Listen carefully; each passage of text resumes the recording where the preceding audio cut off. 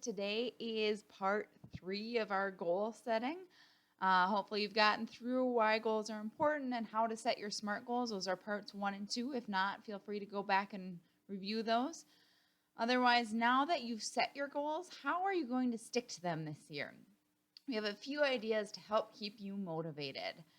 So, first of all, quit making excuses. There's not a good excuse for why you can't do something. It's all in your head. So, you need to find a way to get around that. But let's start. We want to be committed. Just decide right now that you are going to follow through on your goals. Next, let's write it down. Do the good old fashioned pen and paper. This will be better than typing it up. Typing it up is good too, but something about writing it down that'll help it stick in your mind more. And now that you have it written down, we can go into step 3, and that will be visualizing our goal. And so we're going to visualize this. This can be with picture boards or, like you have it written down. Put those goals in your car or on your fridge or somewhere that you'll see them every day and remind you that you want to achieve this. Next, go about telling everyone. Tell all of your family, your friends, your coworkers. Tell them all what your goals are for the year.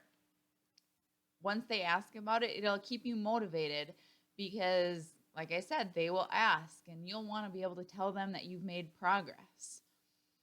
Next, find a team. So it's a lot easier to do something if you're working with someone else towards the same goal. So I know for me, if it's a workout challenge or something like that, I'm a lot less likely to give up. If there's someone in there sweating beside me, it's a killer workout and you're both doing it so you can't quit. Or, whatever it is. Maybe you're reading a book together and you want to keep up to date so that you can compare notes. Next, we're going to chart our progress. So let's go back to how we were in elementary school. Pull out those markers and poster board. You can make an Excel sheet. You can do whatever you want, but it definitely feels good to be able to fill something in like you're making progress. Maybe it's even a chart that you have stickers, and that sounds really cheesy, but you'd be surprised how much those little things can motivate you. Next, we're going to try and do something every day. So you might not be able to do something big every day. You might not be able to save money every day, but you can try and do something small. So if you don't have time for a full-blown workout, maybe you have time for a 10-minute walk or a really short Pilates video.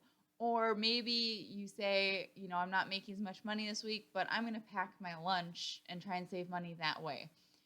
Or a book. So you might not be able to read a whole chapter in one night because you're just beat. But you can probably read a page. So just try and get something done every day to keep moving towards your goals.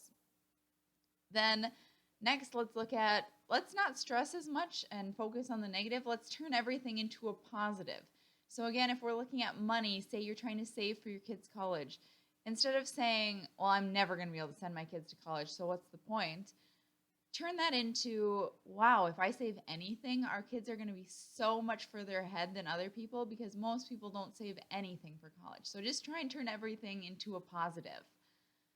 Next, try to do a reward and consequence method if other things don't seem to be working. So you can reward yourselves for even small accomplishments. But I wouldn't overindulge. I wouldn't say food should be your reward, but maybe your reward is you get to take one night off, or you get to have a glass of wine and read your book, or take a bubble bath, or whatever it is. Something small that will make you feel better, take time for yourself.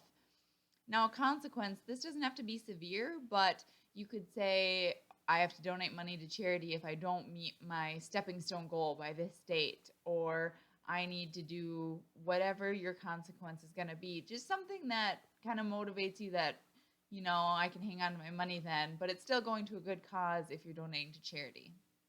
And finally, get back up again. I mean, we're all going to fall off the wagon at some point. There's no one who, at least I've never met anyone who's so perfect that they just set a goal and they never messed up. They never, if you're dieting, they never ate junk food. They never or missed a workout.